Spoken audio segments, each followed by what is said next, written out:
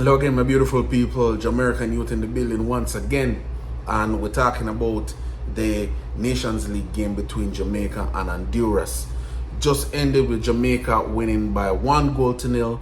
Damari Gray with a strike in the second half carried Jamaica to a 1-0 win, and we want to talk about that, how it panned out, how we saw the game, and what are the implications for this team Jamaica going forward in the future for the Nations League. So we're gonna get right into it. Before we get right into it, I want to ask you to do the usual: hit the like button, because we want to send out the video to more eyes so that more eyes can see. And if you haven't done so already, please hit the subscribe button, because it helps the channel to grow, and we're trying to grow the channel. All right, so without further ado, let's talk about it. Jamaica versus Honduras just got done.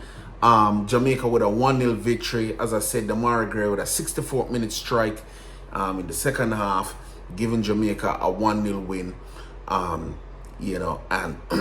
we are 3 points actually at the top of the group B in League A. Jamaica is top of Group B in League A of the Nations League. So first of all, I want to say we give thanks for the point. We give thanks for the 3 points. You know what I mean? Like, I know technically I was expecting Jamaica to beat Honduras. Never know by how much, but we didn't really expect Jamaica would have get by Honduras. We have a really good record against them, and now I think this is 5 in a row that we have beaten Honduras, whether home, away, or on a neutral site. So kudos to the Reggae Boys, kudos to Coach Algrimson, and I feel good about it. So let's talk about some other things. Well, first of all, look at the starting lineup. A little bit shocking, but in some good ways. I mean, we see Jamali with starting goal. We knew that Andre Blake, he wasn't feeling well, so there was a possibility he wasn't going to start.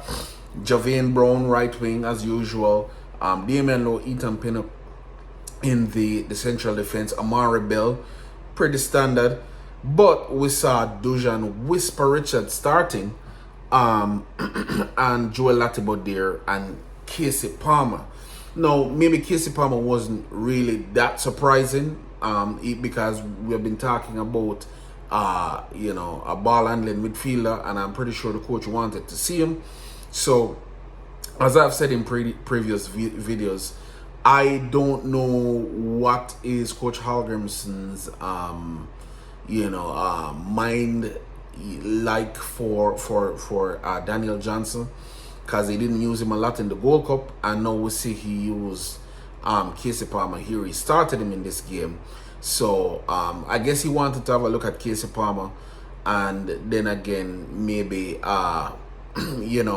see if he's how he matches up in the game, because he did line Casey Palmer onto Ravel Marson in previous press conference that I've heard him.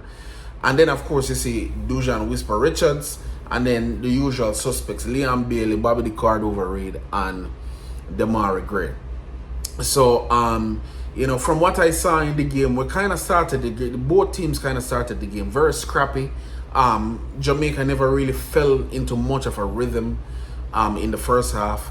The Honduras kind of looked like they were a better team.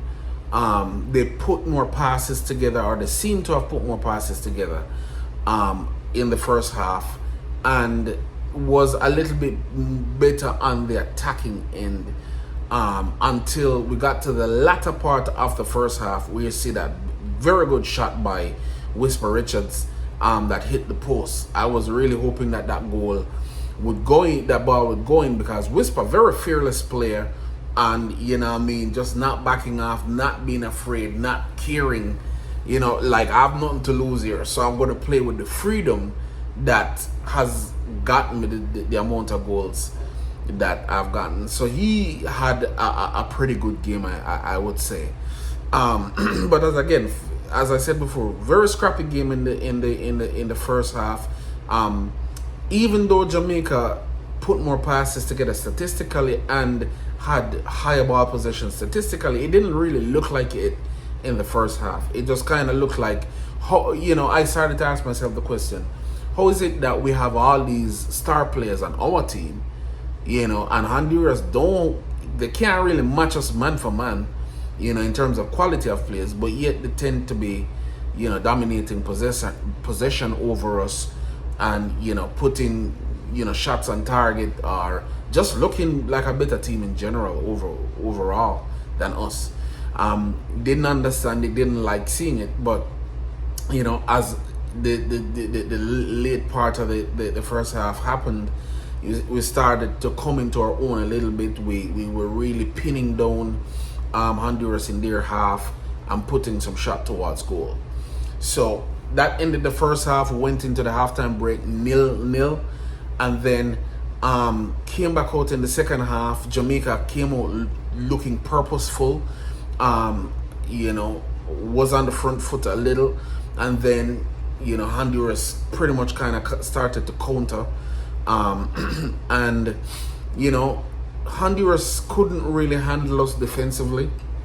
We were really on them a lot, and even when they got deep, Damian Lowe was very good in closing them down pretty quickly if they got too deep inside the box.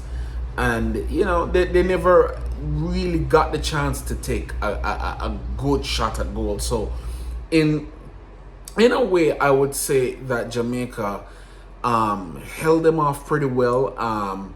There wasn't a lot of crosses coming in from the box, from Honduras, which is good.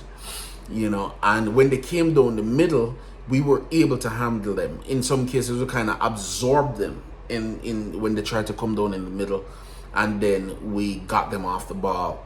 Of course, there were some threatening moments, and one could argue some chances that Honduras got that they could have taken better shots at, but they didn't get off a good shot, so it technically didn't turn out to be a chance.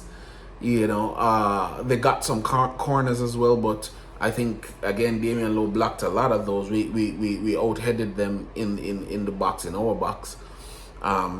So of course we got our goal in the 64th minute. Demarai Gray getting away down the left-hand flank, getting a one-on-one situation with a defender, cutting inside and then striking towards goal, giving Jamaica the 1-0 lead. It was a very, very, very good goal by Demarai Gray.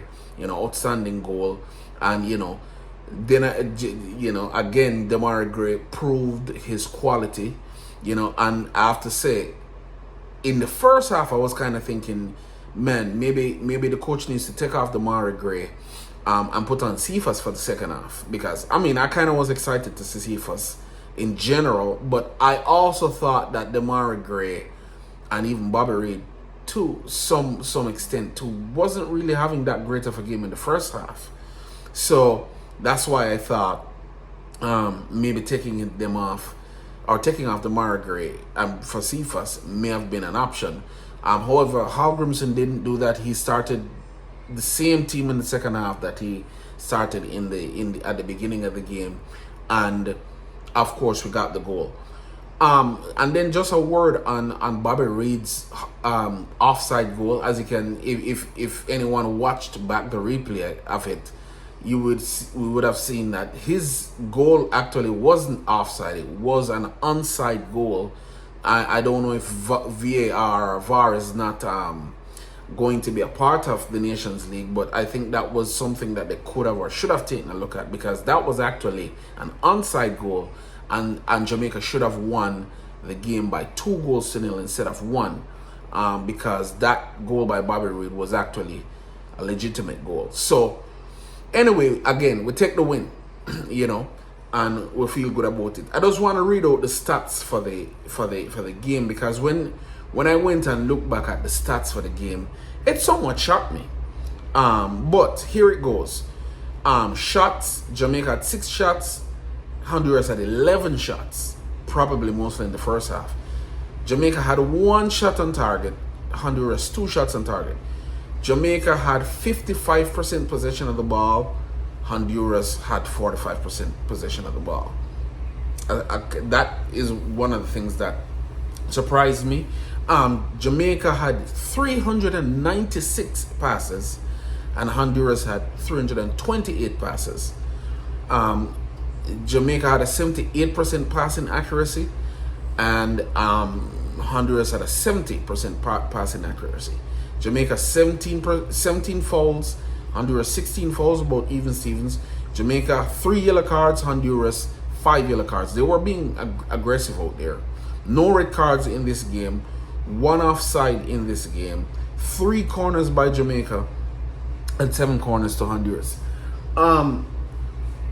Those stats kind of surprised me, because there were times in the game where I was looking and I was like, Jamaica doesn't, how is it that Jamaica have all these star players and Honduras is playing like they're the home team, and we're playing like we're the away team?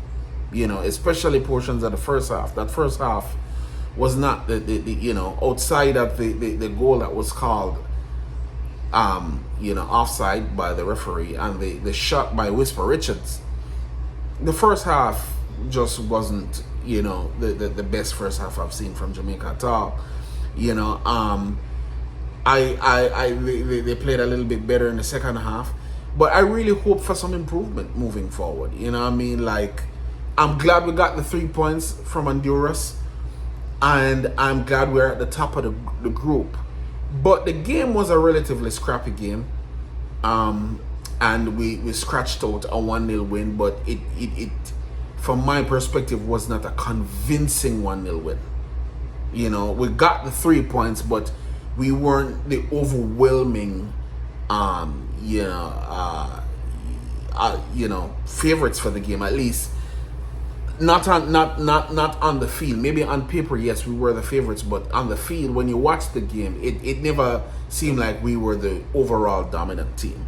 So I hope that improves, especially when we're playing, you know, at home. You know, but again, we give thanks for the 3 points. Congratulations to Coach Hallgrimson and the Reggae Boys for pulling off this win.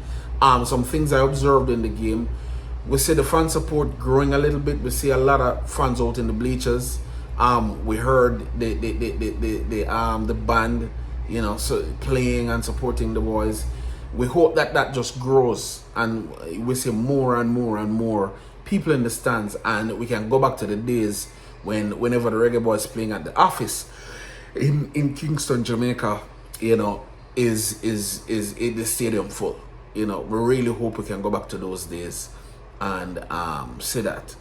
But yeah, I mean, we'll give thanks for the 3 points. On to the next one. We'll play Haiti on Tuesday, and looking for a win for that as well.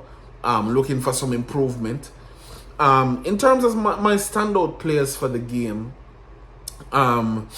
obviously Demar Gray with the goal, even though he didn't have a great first half. I thought Ethan Pinnock and Damian Lowe were good in defense. I don't think they did much wrong, even though there were some scares. You know, and Mexico probably would have put away some of the chances that Honduras got. But then again, we may have had our lights turned on a little bit more sharper if we're playing against Mexico. So yeah, midfield was scrappy. You know what I mean? Up front, I would say Dojan Whisper Richards had a really good game. I mean, he was just a goal short of being man of the match, essentially. Because had he scored that goal, that would have been a wonderful goal. And I just like the fearlessness and the freedom that he plays with, and hope that eventually that fearlessness and freedom will permeate the squad, and the rest of the team will play like that. It was good to see Cephas coming on, but I mean, he only came on for the last 10 minutes of the game, and maybe never had enough time to make an impact on the game, but at least made his debut for Jamaica, and you know, got some minutes on the field. So that was good. And then we saw Shamar Nicholson later on in the game made a good pass to Liam Bailey, who didn't finish. Liam Bailey was okay today, wasn't outstanding, wasn't terrible. You know, was fouled a lot, but you know, Liam Bailey, I'm pretty sure he knows we are expecting a lot more out of him. And, he hasn't given us that as yet, but hopefully he will come good one day. He wasn't terrible, but wasn't outstanding either. So, yeah. So that's my assessment of the game. We give thanks for the 3 points, as we say, and on to the next one. And we look forward to watching Jamaica hopefully getting these 3 points, moving to 6 points, which would be us getting maximum 6 points from this window. Jamaica is the only team in Group B to have won, and right now we're kind of competing against Panama, because Panama is probably going to win Group A. They're going to win Group A. But remember, it's the best placed first place team will get the lowest ranked team. So, the 2 first place team is pretty much fighting to play Canada or Costa Rica. And I honestly think that Panama is a better matchup for Canada. I think Panama can get past Canada. And I think Costa Rica is a better matchup for Jamaica. I think Jamaica can beat Costa Rica. I think if it's the other way around, Jamaica is going to have a hard time beating Canada. That's what I think. But anyway, it doesn't matter. We just need to win the group. Some other shocking results. Haiti and Cuba drew.